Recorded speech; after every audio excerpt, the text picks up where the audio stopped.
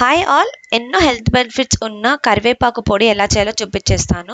Pan పెట్టేసుకొని 2 spoons మినపప్పు అలాగే 2 స్పూన్స్ శనగపప్పు వేసి రోస్ట్ చేసేసుకోండి. దీంట్లోకి ఆయిల్ కూడా ఎక్కువ యూజ్ చేయము, ఒకటే స్పూన్ సరిపోతుంది. హాఫ్ స్పూన్ మెంతులు కూడా వేసుకొని రోస్ట్ చేయండి. దీంతో పాటే ఇక్కడ నేను ధనియాలు కూడా 1 స్పూన్ వేసాను. ఇవి ఒక బౌల్లోకి తీసుకున్న తర్వాత పాన్ ఆల్రెడీ హీట్ అయింది కాబట్టి 2 స్పూన్స్ ఫ్లాక్స్ సీడ్స్ కూడా వేసి రోస్ట్ చేసేయండి. ఇక్కడ ఒక చిన్న నిమ్మకాయ సైజ్ అంతా చింతపండు కూడా వేస్తున్నాము టేస్ట్ కోసం. నా ఛానల్ని ఫస్ట్ టైం చూస్తే సబ్స్క్రైబ్ చేయండి, అలాగే మరిన్ని వీడియోస్ మీకోసం పోస్ట్ చేస్తుంటాను. అదే ప్యాన్లోకి మన కారంకి సరిపడా ఎండుమిర్చి అలాగే వెల్లుల్లి అలాగే ఇంకా కడిగి ఆరబెట్టుకున్న కరివేపాకు కూడా వేసి మంచిగా రోస్ట్ చేసుకోండి. ఇది చల్లారిన తర్వాత ముందుగా పప్పులన్నీ వేసుకొని గ్రైండ్ చేసేసుకోండి. ఆ తర్వాత ఎండుమిర్చి, వెల్లుల్లి, కరివేపాకు అలాగే టేస్ట్కి సరిపడా సాల్ట్, చింతపండు కూడా వేసి గ్రైండ్ చేసేసుకోండి.